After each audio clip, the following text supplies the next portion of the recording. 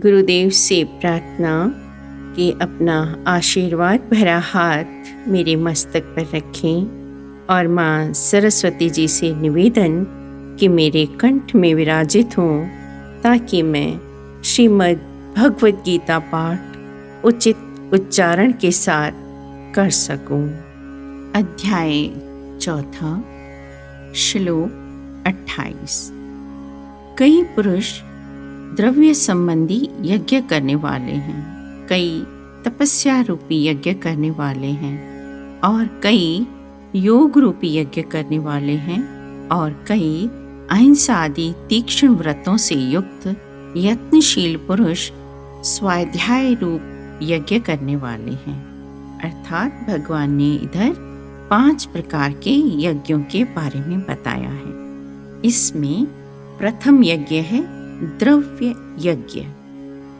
इस द्रव्य यज्ञ के भी 3 प्रकार हैं। दान देना ही द्रव्य यज्ञ है।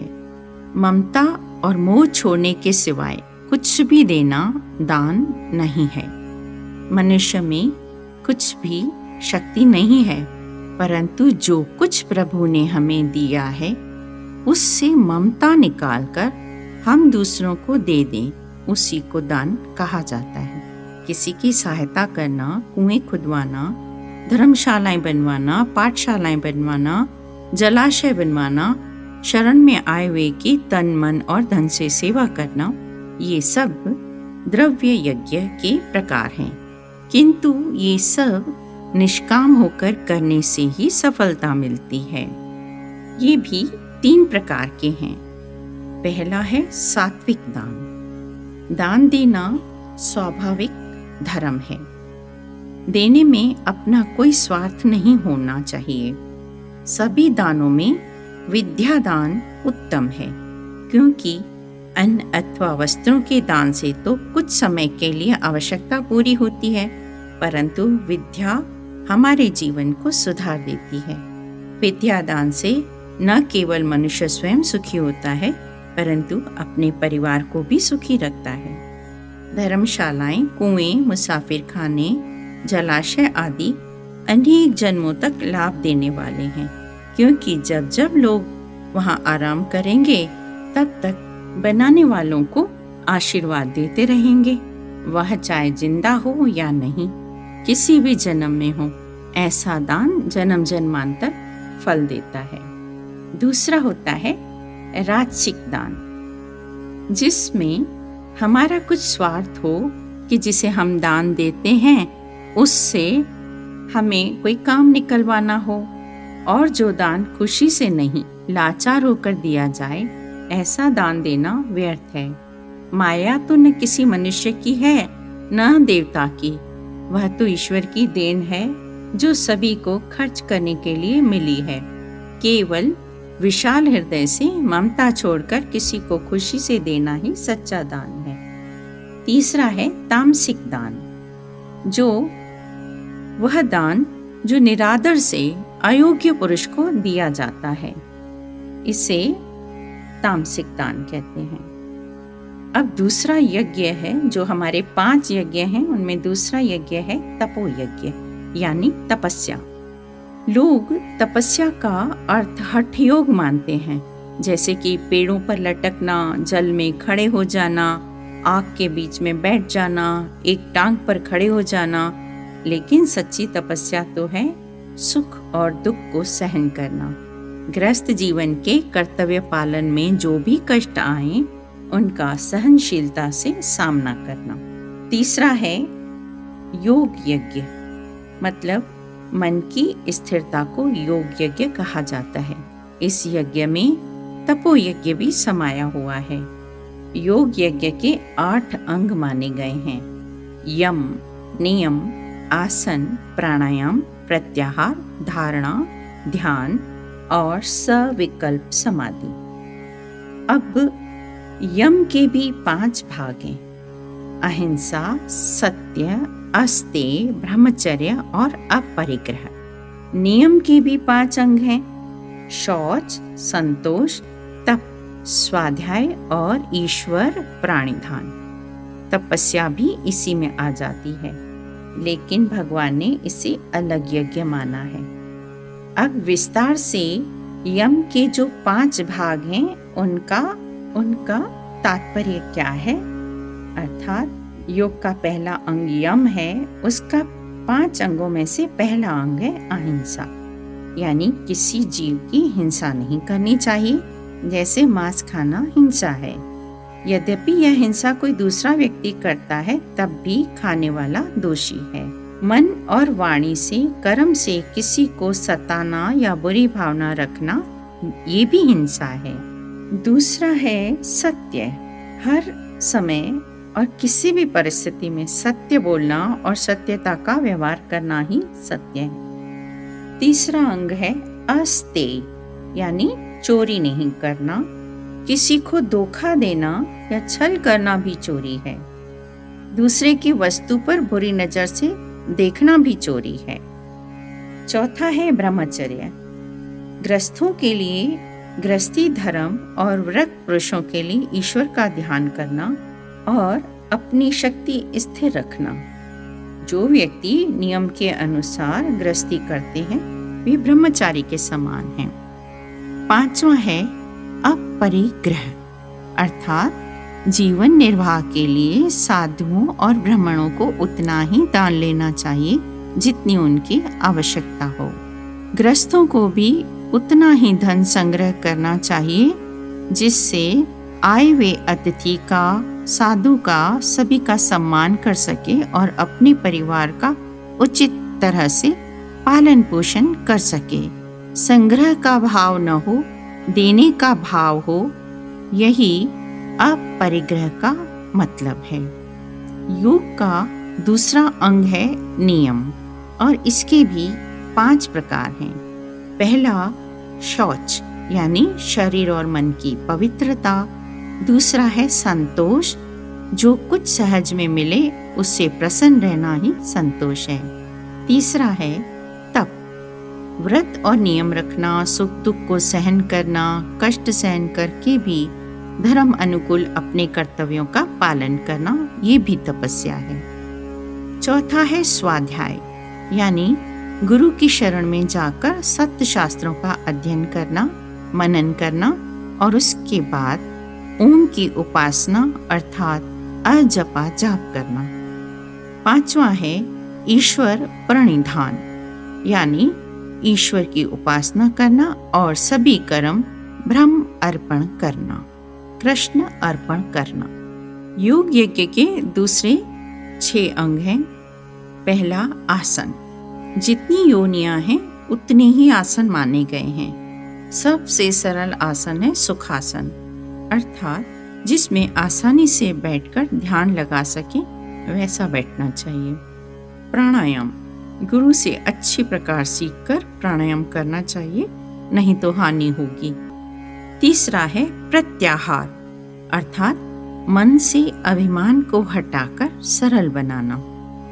चौथा है धारणा, जो कुछ गुरु या शास्त्र का कहना हो उसका अभ्यास करना ही धारणा है।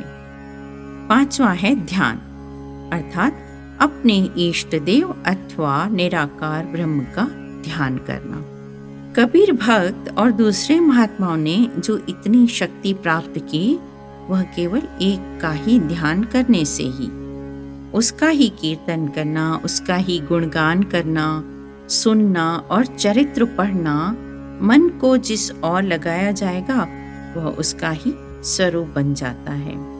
छठा है इसमें सविकल्प समाधि, अर्थात जिस समाधि में निश्चित समय ध्यान में बैठा जाए और गुरु के दिए हुए मंत्र का जाप किया जाए।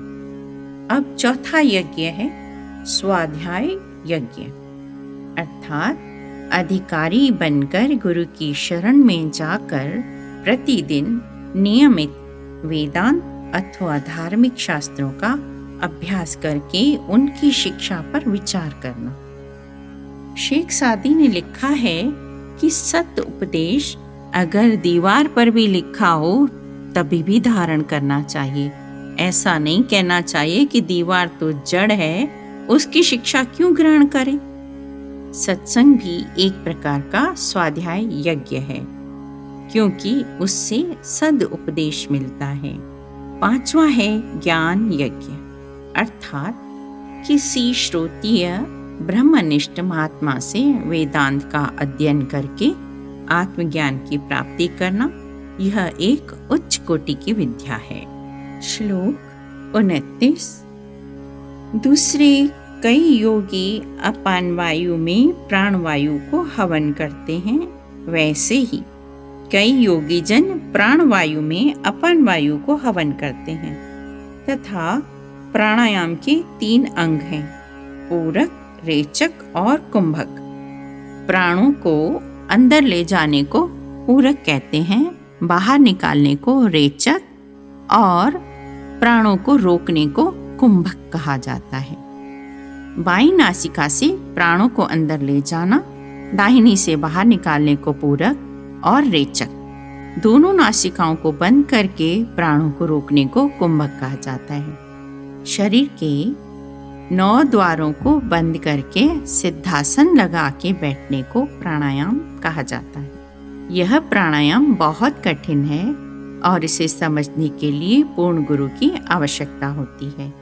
यद्यपि वेदांतियों का कथन है कि आत्मपद की प्राप्ति के लिए इसकी कोई आवश्यकता नहीं है, इससे सिद्धियों की प्राप्ति होती है, जो अज्ञानियों को प्रिय है और उनसे अभिमान पैदा होता है। ज्ञानवानों का इससे संबंध नहीं है। परमहंस रामकृष्ण के पास एक साधु आया, जिसने आकर कहा कि स्वामी जी, मैंने 40 वर्ष तक प्राणायाम किया है। स्वामी जी ने पूछा, तुम्हें किस फल की प्राप्ति हुई? उसने उत्तर दिया कि मैं पानी के ऊपर चल सकता हूँ, जैसे कोई पृथ्वी पर चल रहा हो मैं वैसे चल सकता हूँ, मैं सागर पर भी चल सकता हूँ। परमहंस जी ने कहा, ऐसी कठिन साधना की क्या आवश्यकता है, जब तुम 2 पैसे देकर नौका में बैठकर जलाशय को पार कर सकते हो। इतने समय में आत्मिक उन्नति करके तुम बहुत कुछ प्राप्त कर सकते थे। एक बार राममूर्ति ने बताया कि मैं अपनी छाती के ऊपर मोटर चलवा सकता हूँ और बड़े बड़े बोझ उठा सकता हूँ। यह सब प्राणायाम का ही परिणाम है, लेकिन इससे भी आत्मोद्धार नहीं हो सकता। केवल दिखावे के लिए शक्ति मिलती है और ये शक्ति सिर्फ अहंकार को बढ़ाती है। तो प्राणायाम का उपयोग सिर्फ एकाग्रता बढ़ाने के लिए ही करना चाहिए। ज्ञान मार्ग ही सबसे सरल और अधिक लाभकारी है। भगवान ने इस श्लोक में बताया कि भिन्न भिन्न प्रकार के यज्ञ हैं। भगवान ने कुल 12 यज्ञों का वर्णन किया है। उनमें से किसी में भी मन लगाकर मनुष्य अपने लक्ष्य की प्राप्ति कर सकता है। श्लोक 30 और 31। ये सभी यज्ञ करने वाले यज्ञों के अर्थ को जानने के कारण पाप कर्मों से मुक्त हो जाते हैं और यज्ञों के फल रूप अमृत को चखकर परम दिव्य आकाश की ओर बढ़ते हैं, अर्थात परम धाम को प्राप्त होते हैं। हे कुलश्रेष्ठ, जब यज्ञ के बिना मनुष्य इस जीवन में ही सुखपूर्वक नहीं रह सकता, तो अगले जन्म में कैसे रह सकेगा? अर्थात भगवान का कहना है कि जो इन यज्ञों में से कोई भी यज्ञ नहीं करता, उसको इस लोक अथवा परलोक दोनों में सुख नहीं प्राप्त होते, अर्थात उसे मनुष्य जन्म भी फिर से नहीं मिलेगा। जो भोजन पहले कोई साधु, ब्राह्मण अथवा अतिथि खाता है, वह भोजन अमृत के समान हो जाता है। इससे पापों का नाश और अंतःकरण की शुद्धि होती है। पक्षी और जंतु भी ऐसा ही करते हैं।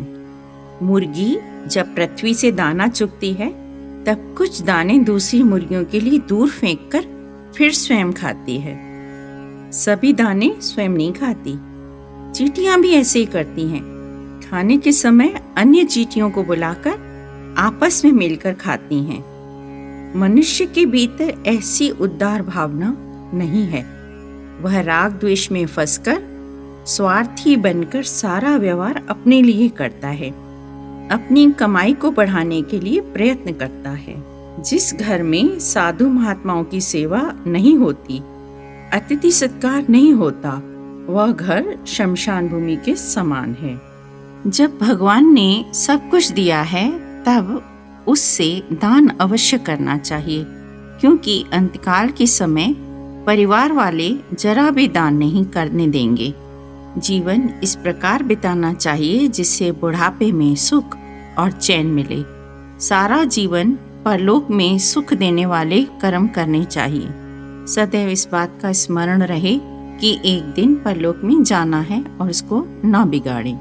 गृहस्थों के लिए इस श्लोक की शिक्षा मूल्यवान है। ओम नमो भगवते वासुदेवाय।